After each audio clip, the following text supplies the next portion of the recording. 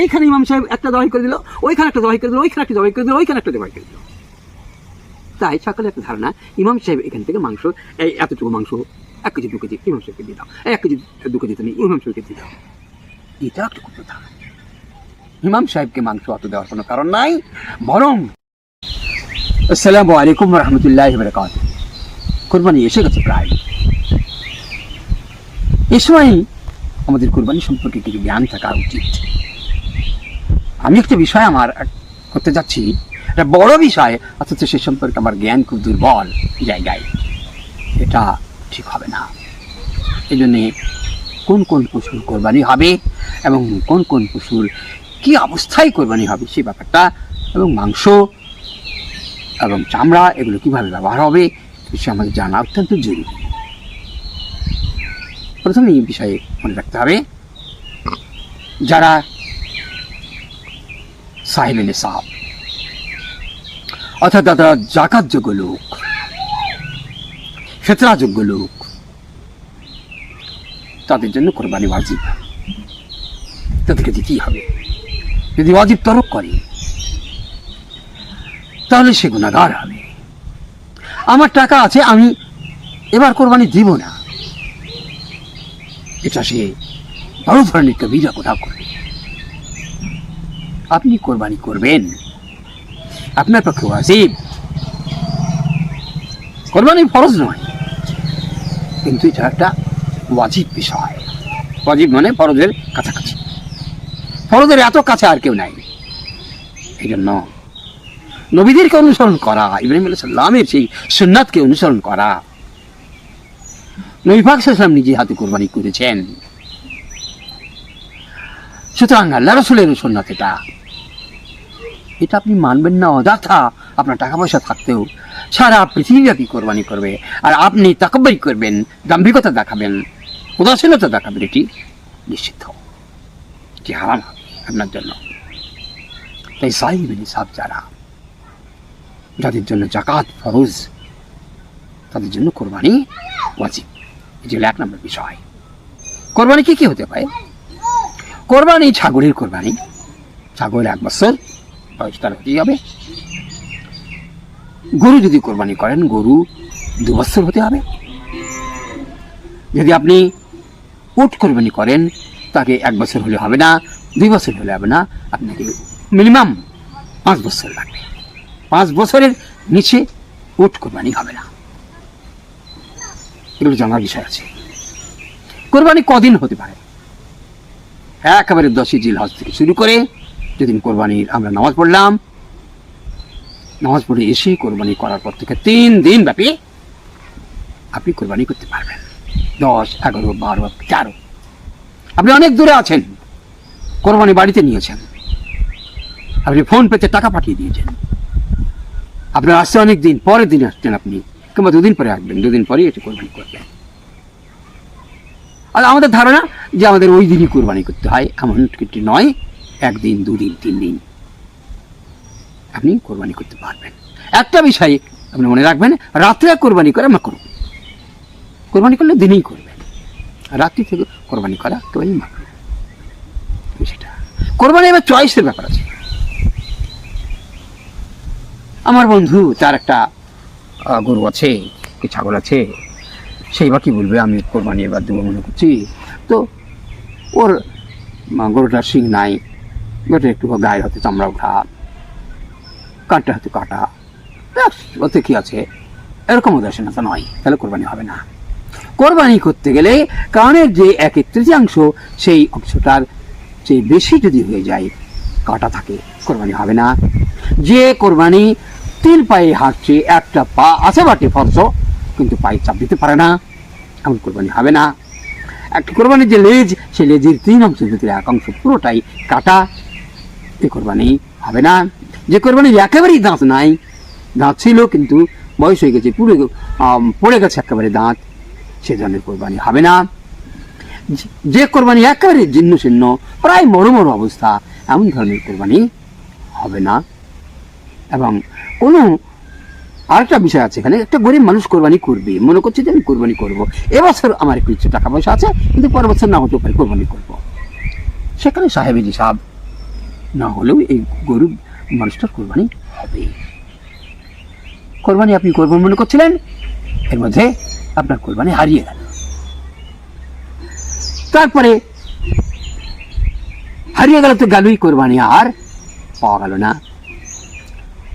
কোরবানি হয়ে যাওয়ার পরে একদিন পরে হয়তো কোরবানিটা আবার পাওয়া গেল। আপনি ওই একটা কোরবানি যেটা আপনি দিব মনে করছিলেন সেটি দিবেন, কিন্তু একটা গরিব মানুষ, তার কোরবানি হারিয়ে গেছে, সে একটা কোরবানি কিনে নিয়েছে, যেভাবে হোক না কেন আবার কিনে নিয়েছে, এবার ওই কোরবানিটাও পাওয়া গেল। দুটো কোরবানি এখন কি করেছে লোকটি?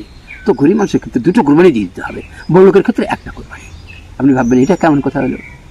গরিব মানুষে তাকেই দুটো দিতে হবে, এটা ইসলামের কি বিধান? না, এই লোকটি যে পরপর পরপর বছরে দিতে পারবে, কিন্তু গরিব মানুষ যখন কিনে ফেলেছে এবং ওটাও যখন পাওয়া গেছে, আবার পরের বছর সে দিতে পারবে কি পারবে না, তার আর্থিক অবস্থা সে বছর সচ্ছল থাকবে কি থাকবে না তার ঠিক নাই, আল্লাহর রাস্তে এবারও দিয়ে দাও, এটা তো মশলা। কোরবানি সে করবে। কোরবানির মধ্যে সবচেয়ে যে বড় বিষয় সেটা হলো কোরবানিতে আপনি করলেন, কোরবানি মাংসের কিভাবে বিতরণ করবেন।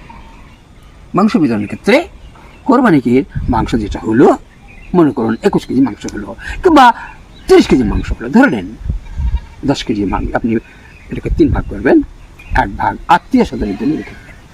আল্লাহ নবী বলেন, লা ইয়াদখুলুল জান্নাহ কাতিউর রহমি, যে লোকটি আত্মীয় তার সম্পর্ক চিহ্ন করে দিয়েছে ও লোকটি জান্নাত যাবে না। আপনার মাংস আপনি আপনার আত্মীয় স্বজনকে একটা বরাদ্দ করে রাখবেন, যেটা আত্মীয় স্বজন খাবে তাদের জন্য। আর একটি হলো যে সমাজে আপনি বসবাস করবেন, আপনার প্রতিবেশী একটা অসহায় থাকতে পারে, সমাজবদ্ধতা, আমরা তো সামাজিক জীব মানুষগুলো, তাই জন্য সমাজবদ্ধতাকে আরো ঐক্যকে অটুট করার জন্য, আরো বাঁধনকে শক্ত করার জন্য, আরো মহব্বতকে সলিড করার জন্য আপনার প্রতিবেশীর জন্য, সমাজের জন্য একটা অংশ আপনি রেখে দিবেন। আর যে 10 কেজি থাকলে সেটা কি করবেন? সেটার জন্যে আপনি অসহায় গরিব মানুষ, অসহায় মানুষকে দিবেন। আপনি মাংস আপনার জন্যই রাখবেন, আপনি খাবেন, 3 দিনের বেশি না খাওয়াই ভালো। যদি এখন ফ্রিজ আছে, মানুষ ফ্রিজে রেখে খাবে। প্রতিবেশীকে কিন্তু দিতে হবে, আত্মীয় স্বজনকে দিতে হবে, সমাজের মানুষের প্রতি দিতে হবে। আল্লাহ রাসূল বলেন, একটি হাদিসের পেয়ে এসেছে এরকম, যে আল্লাহ রাব্বুল আলামিন কিয়ামতের মাঠে বলবেন, কারা কারা জান্নাত যাবে হাত তোলো। বলবেন যে সমস্ত বান্দারা বলবেন আল্লাহ আমি যাবো। আল্লাহ বলবেন জান্নাতে যাওয়া কেন? তারা বলবে যে আমরা নামাজ পড়েছি, আমরা দাঁড়িয়ে রেখেছি, টুং মাথায় দিয়েছি, পর্দা পর্যিত করেছি, আমাদের স্ত্রীদেরকে ছেলে মেয়েদেরকে ভালোভাবে মানুষ করেছি, কোরআন তেলাওয়াত করেছি, দান সাদকা করেছি। তো আল্লাহ বলবেন না, এই জন্য জান্নাত হবে না। আমি যখন তোমার কাছে এক টুকরো মাংস চেয়েছিলাম, এক টুকরো রুটি চেয়েছিলাম, মাংস কথাটা হাদিসে নাই, আচ্ছা রুটির কথা, এক টুকরো রুটি যখন চেয়েছিলাম, একটুখানি পানি যখন খেতে চেয়েছিলাম, তখন তো কই তোমরা আমাকে দাওনি। বন্ধুরা সব অবাক হয়ে আল্লাহকে হাতের মাঠে বলবেন, আল্লাহ রাব্বুল আলামিন এটা কেমন কথা হলো? আপনি তো খান না, আপনি কবে আমাদের কাছে পানি চাইলেন, কবে আপনি রুটি চাইলেন? আল্লাহ বলবেন তোমার যে সমাজ, এই সমাজের মধ্যে একটা অসহায় মানুষ সে পড়েছিল অসুস্থ অবস্থায়, কোরবানি নিয়ে তোমরা খুব ব্যস্ত ছিলে, সেই সমাজের একটা অসহায় মানুষকে তুমি একখণ্ড বস্তু পৌঁছে দাওনি, ধ্বংস পৌঁছে দাওনি। ওটাকে যদি সেদিন ওই প্রতিবেশীকে দিতে, ওই অসহায় মানুষকে দিতে, তাহলে আমাকেই দেওয়া হতো। বলুন সুবহানাল্লাহ। আল্লাহ যেন ওই অসহায় মানুষের মধ্যেই অবস্থান করছেন। বলবেন এই গরমের কালে তোমরা খাটে শুয়ে থেকেছো মশারি নিয়ে, মশারি টাঙিয়ে, আর আমি একটা মশারি পর্যন্ত আমার ব্যবস্থা করনি তোমরা। আমি অসহায় অবস্থায় কাটিয়েছি, মশায় শীতে একটা কাঁথা পর্যন্ত আমি পাইনি, একটা চাদর আমার জন্য তুমি ব্যবস্থা করনি। তারা বলবে আল্লাহ আপনার তো শীত লাগে না, আপনার তো মশা লাগে না। আল্লাহ বলবেন না, নাহনু আকরাবু মিন হাবলিল ওয়ারিদ, আমি মানুষের একেবারে ঘাড়ের যে মূল শিরা, যে শিরাটা না, এই শিরার থেকেও কাছে আছে। আল্লাহ বলছেন ওই প্রতিবেশীকে সেদিন তুমি যদি একটা মশারি দিতে, ওই প্রতিবেশীকে তুমি যদি একটা কাঁথা দিতে, শীতের সময়ে যদি ওই প্রতিবেশীকে কোরবানির সময়ে এক খণ্ড মাংস দিতে, ওই প্রতিবেশীকে যদি রোজার সময় তুমি একটু ইফতার করাতে, তাহলে আমি আজ তোমাকে জান্নাত দিতাম। কেননা আমার প্রতি তুমি দুর্ব্যবহার করেছো, অসহায় মানুষের মধ্যে আমি থেকেছি। এই জন্য আমাদের যে কোরবানি আসছে, এই কোরবানিতে আমরা অসহায় মানুষকে সিলেক্ট করবো কাদের বাড়িতে কোরবানি হয়। আমাদের সমাজে একটা কথা আছে, সেটা হলো যার বাড়িতে কোরবানি হয়েছে তার বাড়িতে পৌঁছে দেওয়া। এটা ঠিক না। যার বাড়িতে কোরবানি হয়নি তাকেই মাংস পৌঁছে দেবো, এটাই হবে উত্তম। আর যার বাড়িতে কোরবানি হয়েছে আবার সমাজের লোকেরা একসঙ্গে মাংস সব ঠিকঠাক করার পরে আবার যার যার বাড়িতে কোরবানি হয়েছে সেও মনে করে যে যেহেতু আমি 1 খণ্ড মাংস দিয়েছি সুতরাং 1 খণ্ড মাংস পাবো। এটা অবৈধ, হারাম, এটা নিষিদ্ধ, এটা একটা কুপ্রথা। যার বাড়িতে হয়নি তাকে বারে বারে বারে বারে বারে বারে 1 খণ্ড 2 খণ্ড 3 খণ্ড 5 খণ্ড 10 খণ্ড পৌঁছে দেন। যার বাড়িতে এত মাংস প্রচুর পরিমাণে আছে তার বাড়িতে আবার গিয়ে মাংস, এটা ঠিক হবে না। এই জন্য সবচেয়ে বড় মশলা হলো এই যে আপনি আপনার কোরবানি যে মাংস দিবেন অসহায়, মিসকিন, দরিদ্র, গরিব মানুষকে একটু বেশি দেওয়ার বরাদ্দ করবেন। আর একটা খুব প্রথা আমাদের মধ্যে আছে, যেটা হলো ইমাম সাহেব জবাই করে দিয়েছে, এইখানে ইমাম সাহেব একটা জবাই করে দিল, ওইখানে একটা জবাই করে দিল, ওইখানে একটা জবাই করে দিল, ওইখানে একটা জবাই করে দিল। তাই সকলের একটা ধারণা ইমাম সাহেব এখান থেকে মাংস, এই এতটুকু মাংস 1 কেজি 2 কেজি ইমাম সাহেবকে দিয়ে দাও, 1 কেজি 2 কেজি তুমি ইমাম সাহেবকে দিয়ে দাও। এটা একটা কথা। ইমাম সাহেবকে মাংস অত দেওয়ার কোনো কারণ নাই, বরং সমাজ স্ট্রাইটভাবে এই ব্যবস্থা করুক যে অসহায় মানুষকে আমরা সিলেক্ট করব যে কাদের কাদের কোরবানি হয়নি, তার বাড়িতে মাংস আমরা বেশি বেশি করে পৌঁছে দেব। সেখানে হিন্দু মুসলিম দেখার কোনো প্রশ্ন নাই। ইসলাম মানে কি জানেন?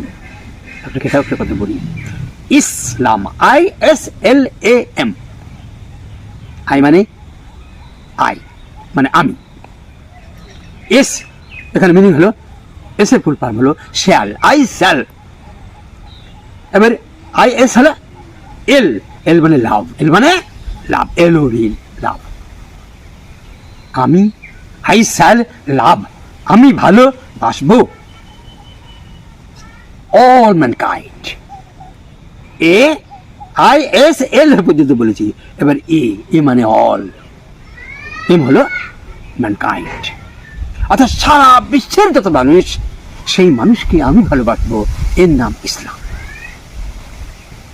মাংস তো দূরেই থাক, আমার পৃথিবীতে যদি একজন হিন্দু হয়, আমি মুসলমান, আমি রক্ত তাকে আমাকে দিতে হবে না? রক্ত দিতে হবে। কেউ যদি প্রশ্ন করে আপনার রক্ত, মুসলমানের রক্ত আপনি হিন্দুকে দিলেন, কোন হিন্দুর রক্ত আমি নিব না? আমার মা মরে যাচ্ছে, এটা শঙ্কর একটা বঙ্কু, একটা কেউ আমাকে রক্ত দিতে চাইছে, হিন্দু, আমি নিব না? ইসলাম একটা দাঁতের কামড়কে একজন ট্যাবলেট আবিষ্কার করেছে, একজন হিন্দু, তো মুসলমান কিনবে না? একজন মুসলমান একটা স্যালাইন আবিষ্কার করেছে, তো হিন্দু খাবে না? এখানে মানবতায় সব থেকে বড় কথা, এই আত্ম উৎসর্গ, আমার আত্মার মধ্যে যে উৎসর্গতা, সেটাকে বিকাশ করাই হলো কোরবানি। আল্লাহ রাব্বুল আলামিন আমাদের তৌফিক দান করুক যে আমরা যে কোরবানি করছি সে কোরবানিকে আল্লাহ কবুল করুক। আমিন সুম্মা আমিন। আসসালামু আলাইকুম ওয়া রাহমাতুল্লাহি ওয়া বারাকাতুহু।